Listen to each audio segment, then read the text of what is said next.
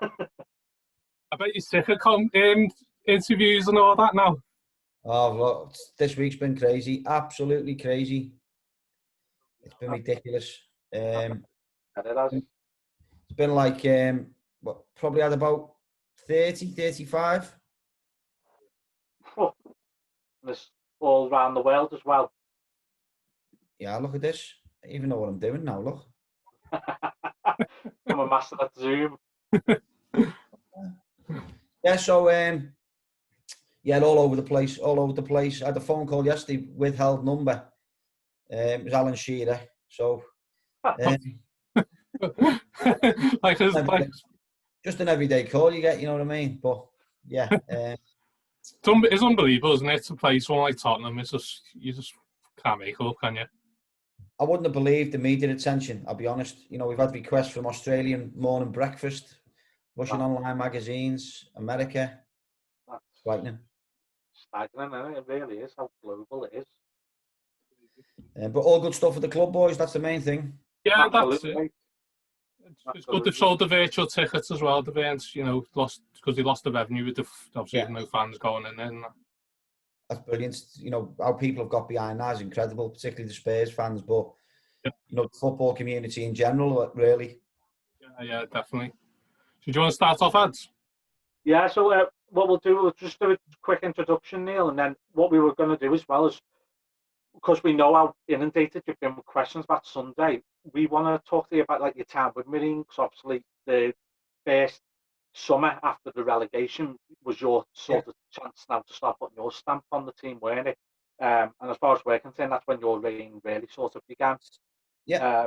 So we were just going to sort of go through that, a few questions about, like, you know, joining Marine and sort of just build up to Sunday. And we're just going to ask you one or two questions about Sunday, but you know, we sort of want to stay away because I don't think you can say much more than you've already said previously. Ask away, boys. Ask what you want. Not easy.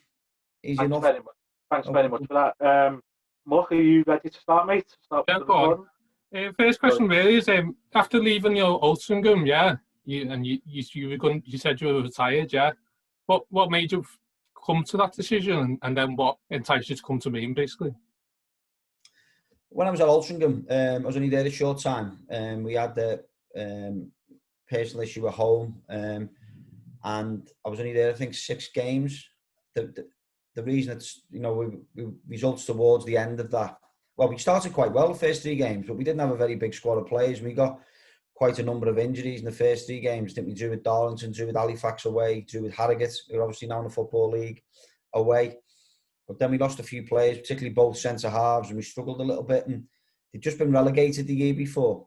And the people there, the chairman and the people around the club and his family and the supporters, you know, and the volunteers were all, you know, lovely people, great people. And I just thought at that time, you know, I was letting them down, you know, and he was, you know, there was a bit of flack flying. And I just thought, you know, the best way to try and take the heat out of this is for me to, you know, take me away, or hopefully reduce the heat on the club and give them an opportunity to progress. So yeah, that was the main reason why I came out of there. Obviously, Phil's gone in there now, and it's great to see them. You know, he's done an unbelievable job in 2 promotions and getting them back into the National League. I came out for a while. I did think at that time after Stockport and Altrincham, it was time to call it a day. And obviously, then I've been doing a lot of work away from the football, looking at structures and recruitment and the other side of football, really. You know, from a head of football, director of football sort of role route, but basically looking at structures of football clubs. And from that, I took a job of head of scouting at Halifax Town. David Bosworth, the chairman, was there, and part of that was obviously looking at recruitment for the first team and how you can try and find players that, you know, you can potentially sell on, etc., etc. But as part of that role, I had to undertake the job as caretaker manager for 3 games. Really enjoyed it. You know, Wrexham were top at the time. We got a result at Wrexham. We lost at Ebbsfleet, but we're well in the game. And then we had a bit of a 6-pointer against Hartlepool at home, which we won also. Lads were terrific. Attitudes were terrific. And I just really enjoyed it. You know, the only thing really was the travelling was very difficult. having another job. It was difficult to get there overnight for training in terms of time. But yeah, so that was really the reason. Got me mojo back a little bit of Halifax with them 3 games, and then I didn't want to travel. I've done the travelling. Stockport's not too far, but it's far enough when you're trying to get there overnight for part-time training. Altringham's not as bad, but again, it's still an hour and a half of a night. So Marine fitted really. I've been at Marine, obviously played against them a number of times, and everyone only had good things to say about it. So when the job came up, it was something that I was interested in having a look at. Brilliant. I mean, when you came in as well, obviously there was not a lot you could do. I think the wheels were already in motion. We were going to go down, sadly. But that first summer then, obviously it was your big chance to start putting your stamp on with your tenure. You had a big clear out of players, a lot of long-standing players who've been at Marine. So how difficult was it in that environment and that atmosphere to then bring in a new crop of players who almost immediately were challenging for the league again? It's always difficult. I mean, it's not a nice job, not offering lads new terms, whatever. Particularly, for whatever people say, all them lads that obviously not relegate were great lads, attitudes first class. I haven't got a bad word to say about any of them. They were all good lads, done well, tried their best. But sometimes I think when a new manager comes in, just need to freshen things up a little bit, to change. And as you said there, that we can say that I was part of that relegation, so I can't abscond myself from that in totality.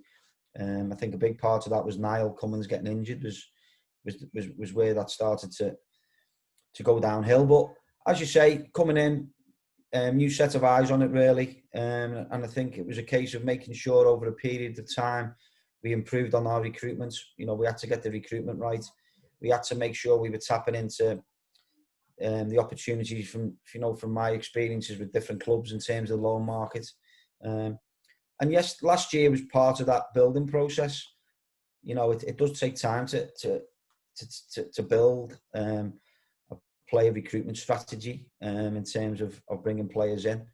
But we started that process last year, and up until the pandemic, I still thought we could potentially win the league. If not, I thought we were probably one of the favourites in the playoffs. If that was to come with the players that we had at that time and the players that we were potentially going to bring in, to support us to get if them playoffs happened. So, and then obviously that recruitment followed on this year. We have a certain way of how we do that. We don't just cast the net and get as many in. We're quite. We know what we want. We can't always get who we want because of where we are in the pyramid and obviously the financial challenges, but we know what we want. And I think a perfect example of that is the Davy Raven signing this year. We've got some good young centre-halves at our club.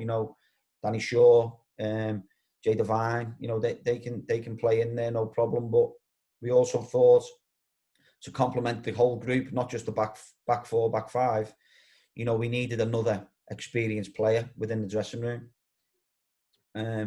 Obviously, we had an inkling that David might become available, and when he did, there's other clubs in, but we were glad to bring him in. And I think that's, if you look at the profile of what we've done, we've got a number of experienced lads, but the majority of are young, quick, hard-working players who have either had a year or 2 years in non-league football, so they know what it's about.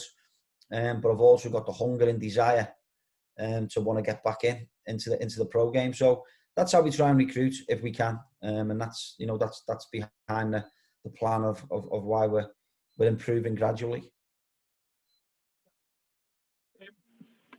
Obviously, after relegation, the club probably backed you straight away, and the fans backed you as well. Was that important for you, kind of thing? Obviously after a big disappointment to then go again, kind of thing. I think it's important. I mean, I think the club realised.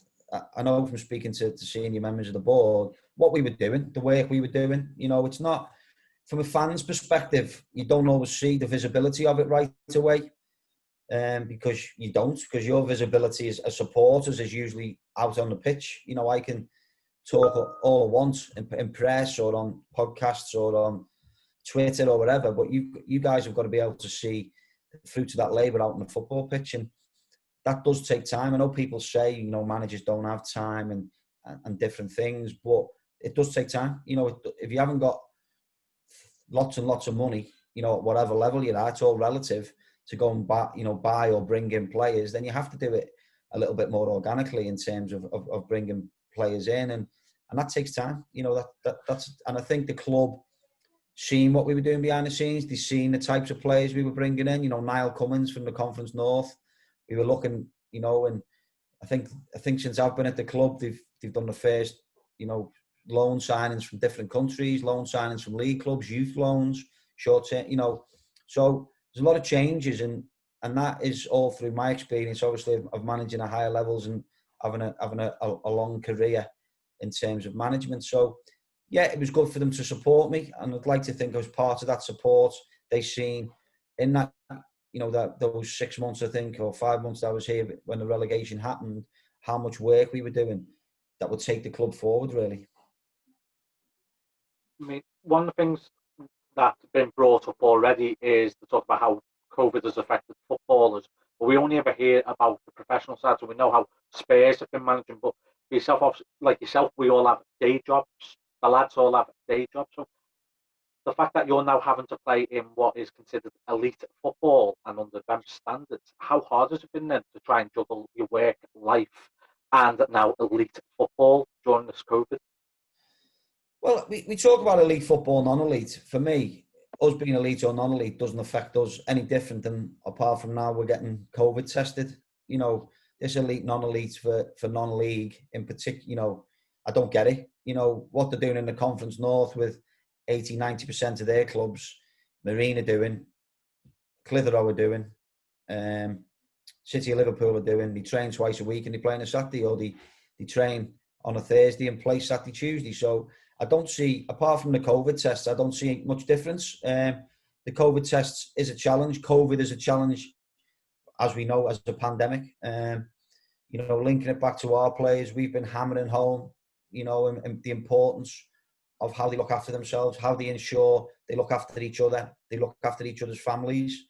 You know, obviously I work for Merseyrail, and, you know, as a business, we're massive on it, and making sure that we take all the precautions. Everyone takes the precautions. We get a lot of information on how you manage it. And it's a flow through. I talk about transferable skills from your day job into my football job, and that's happened throughout my life. But you can also get information, you know, from then areas as well that you can help you pass on to players, staff, and information. So that's what we've done, and, you know, my fingers are crossed for later on today or tomorrow morning, when we get our final COVID test results back, that everyone's come through okay, because so far, you know, the lads have done a phenomenal job.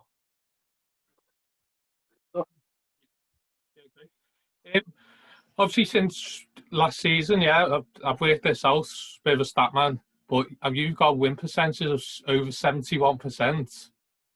Does that make you kind of proud that you, as you said, about the work you've been doing, that's now like coming to fruition, basically?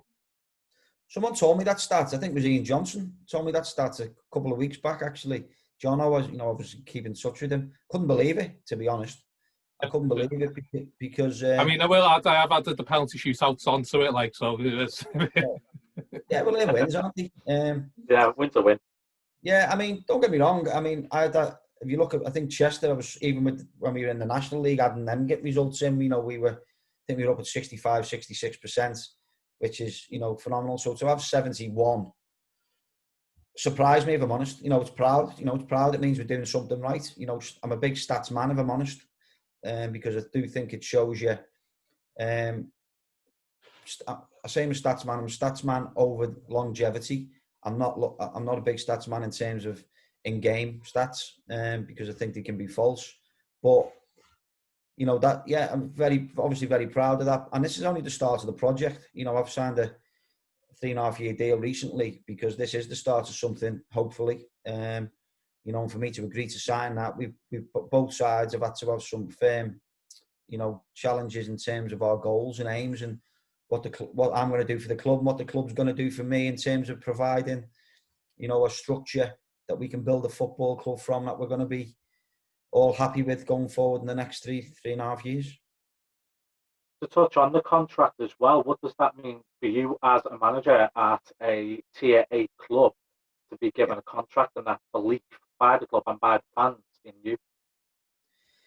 Well, it's a big commitment, firstly from the football club, and that was the first thing that hits home to me, was the appreciation, to offer a 3-year deal. Don't get me wrong, people might say, well, it's because we've got to the third round. I'm sure that helps. But again, go back to the previous question or the one before around, I think the club can see off the pitch, what myself and my staff, bring to the table in terms of experience, knowledge, and contacts. And also, I've mentioned before about my time being out the game and the work that I've done from a structural perspective. That is all now bearing fruit in what we're trying to do here. I mean, it works both ways, doesn't it? I wasn't on any contract, so I could have potentially, someone comes in, so it works both ways. But for the club to commit to 3.5 years, that was what for me was the biggest tick in the box, I think, in it all. They had the confidence to offer such a long contract, because you see, I've been in the game a long time. I think the longest contract I've had, even when I was winning titles at Chester, was 2 years. So this is a big commitment from the football club. I'd like to think they know it's a massive commitment for me, because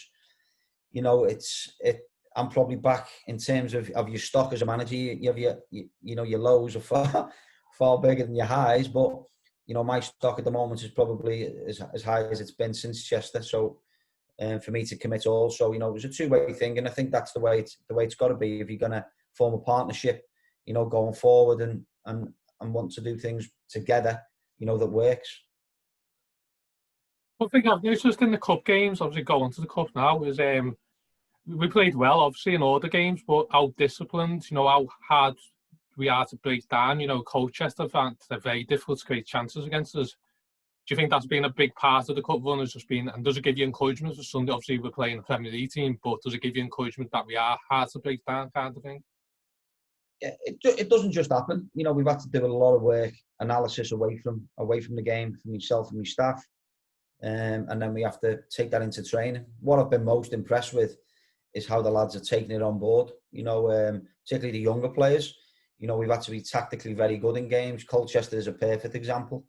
Where we've done something a little bit different, and where Niall just basically marked one of their centre halves and let the other side come out, which the lads at the time thought I'd lost the plot. But it worked. We forced them down one side of the pitch. It meant we didn't have to cover the whole pitch. We could cover half the pitch, which reduces our running stats. But yeah, as I say, the proudest thing about this whole cup run for me has been the ability for the players to be able to take on instructions tactically and carry them out unbelievably against much higher opposition. Speaking of the players and the younger players, I wanted to touch on two of the longer serving players who are still within the squad, in Germano Mendes and Kenny Strickland. They've been there now for a long time. Obviously, they're on the fringes. They don't play as often as most other players. But what do they bring to the team as well? Well, I'll deal with Germano first. I think everyone knows what Germano brings to the team. He brings me a headache most games when he's on that touchline, berating the officials or the opposition bench. But great to have around the place. If you've got to put him in goal, he does what he does. He's good, and he's good around training.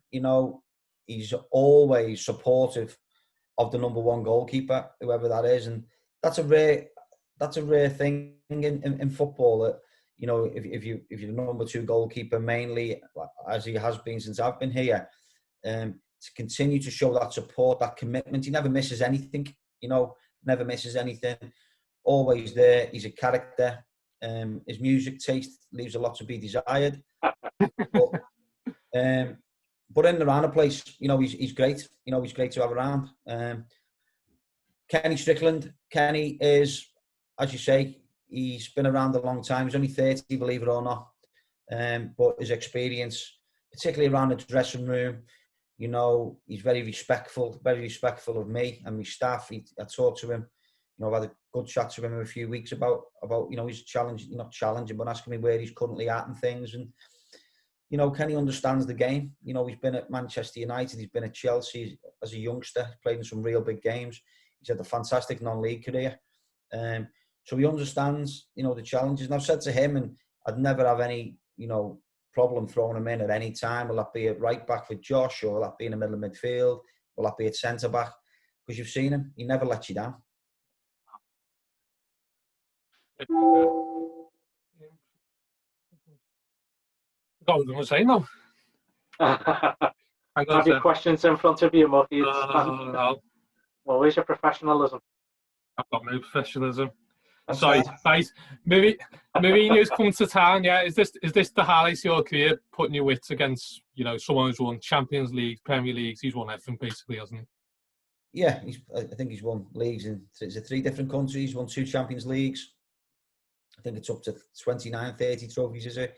So in terms of managers, they don't come much better, much more decorated. In terms of a singular game, it is the pinnacle of my managerial career from a game perspective, coming up against one of the greats. And obviously this, but I think it's also put into context that we're a tier 8 team. You know, we've won 7 games of football to get to the 3rd round of the FA Cup, and now we've drawn Tottenham Hotspur at home, which obviously gives it the proper FA Cup feeling. So yeah, in terms of myself and where I came from, you know, Birkenhead Sunday League 22 years ago, managing Queen's Park, through, you know, Poulton Vicks, Rhyl, Camel Aids, Colwyn Bay, Chester, Stockport, Altrincham, and obviously small time at Halifax, and then on to Marine. So to have that football journey, I always look at it where it started, and now I'm coming up against, you know, Jose Mourinho. So, you know, that's a very proud moment. But, you know, it's also, hopefully, you know, we'll have more good days as well along the way. With the game coming up, and as we've done in previous rounds as well, what have been the benefits of staying over in the hotels overnight?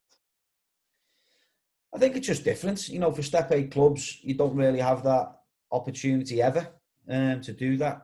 So I think it just puts the lads in a mindset of professionalism. You know, we train the day before, then we'll go into a hotel and we'll watch the 5:30 game. I think it's tomorrow, obviously Arsenal Newcastle. Team meal together. Obviously then we'll go next day up, bit of breakfast, bit of a walk.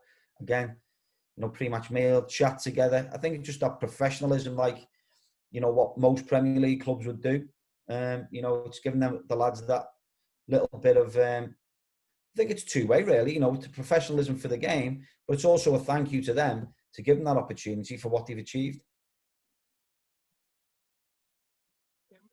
How gutted has it been not having the fans? Because, you know, having Waterlooville, there would have been probably 2,000-3,000, Tottenham the same. Does it matter, or is it massive?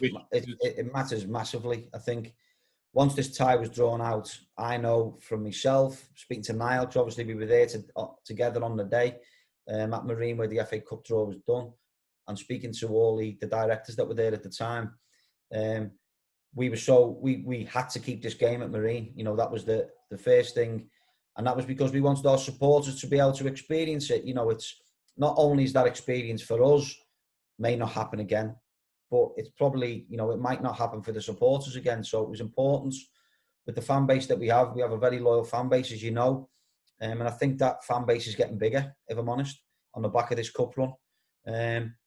It was keen. We were keen to try and keep the game, you know, home. We had, as you said, we had no fans at Havant. We had no fans at Colchester. No fans at Chester.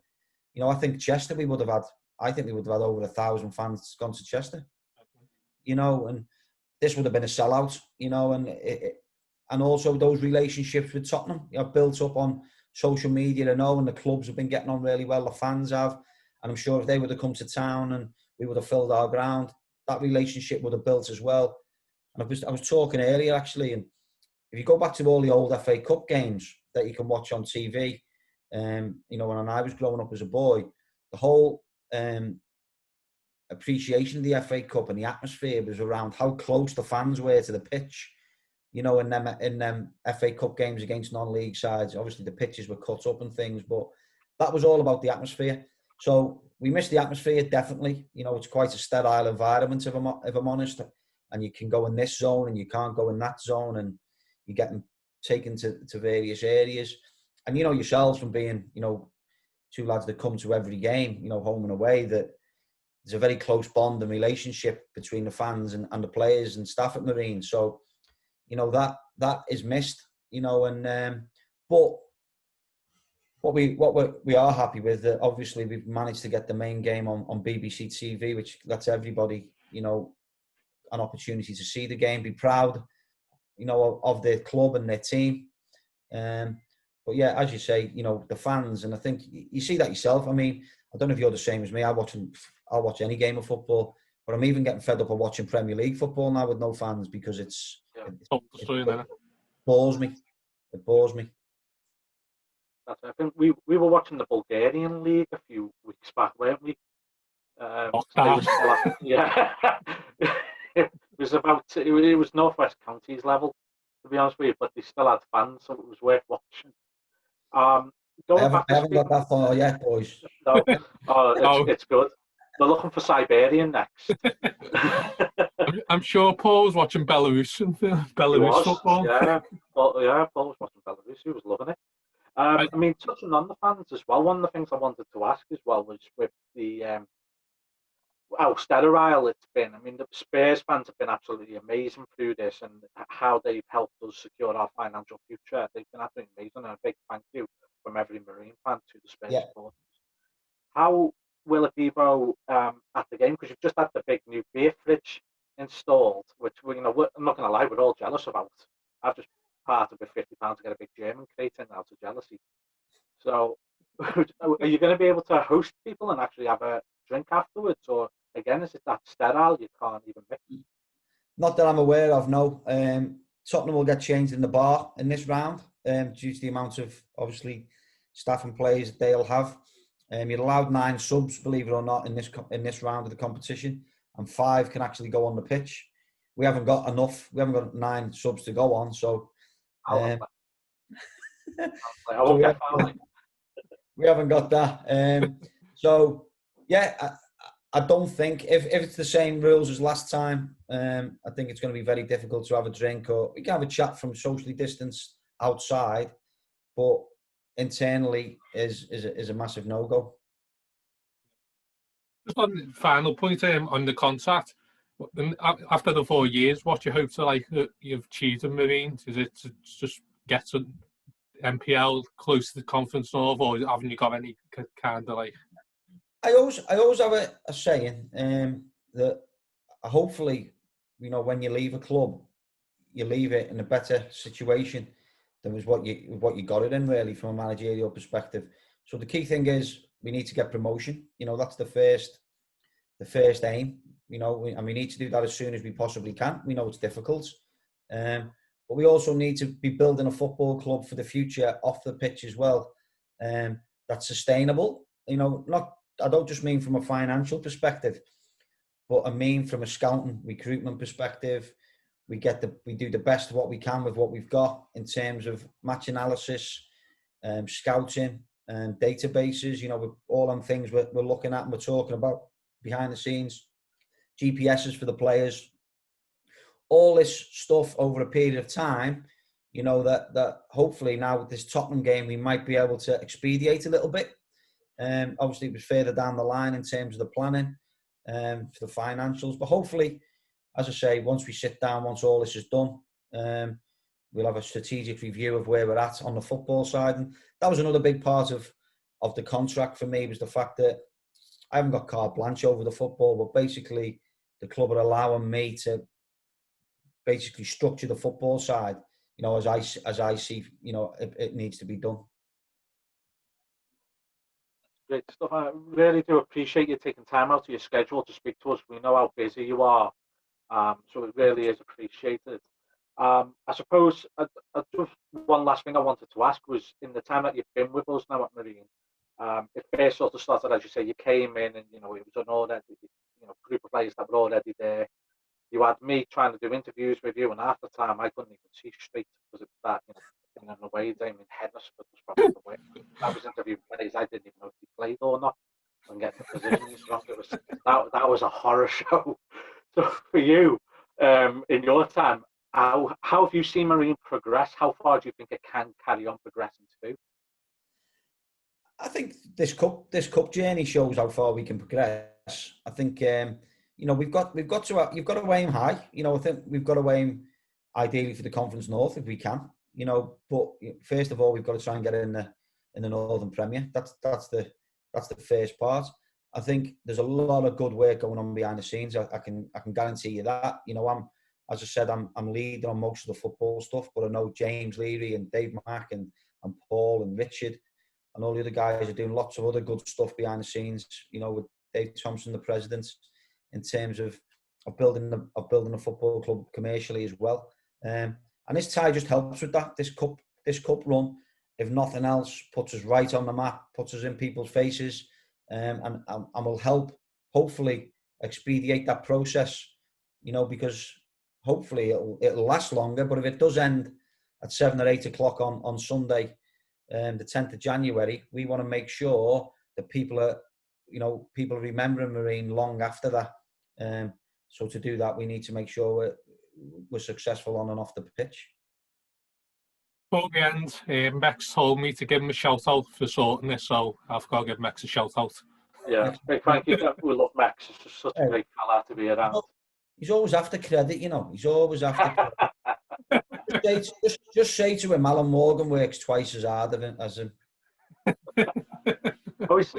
don't know if anyone else has thought it. We were chatting about it before. Anytime I see Max on the TV, I expect him to start promoting Woodbines. He just does that sort of thing. Well, hey, I don't know if you've seen it. You must have seen it. You know, when Colchester, I'm going to tell one of his secrets. He might have already told you. When he goes to go in that huddle, if you see him, he goes to dive in, everyone moves out the way. He face plants and loses his teeth, and he can't find his teeth. He has to go back. He's trying to move all the lads out the way to find his teeth in the grass. I'm going to watch that back now. Have a little look back the way when he gets there, he face plants. He misses everyone and face plants. It's quite funny. You never told us that story. Hey. Oh, he kept that quiet, didn't he? No, as I said, thanks very much, Neil. Really appreciate your time, mate. Yeah, and not just for this as well, mate, but for the whole cup run. And after the relegation, when things was quite sour, you know, yourself and the committee and everyone else, when we said dust ourselves off and we go again, we never imagined we'd go again this big, this good, and this high. Yeah, as I say, lads, if you need me for anything, just give us a shout. Nothing's too much, you know what I mean. If I can do it, I will do. Really appreciate it, Neil. Thank you. All the best for Sunday. Right, guys. Thanks. Enjoy. Thank you. Take care, mate. All the best. Bye bye. Bye bye. Oh, that was brilliant. That went absolutely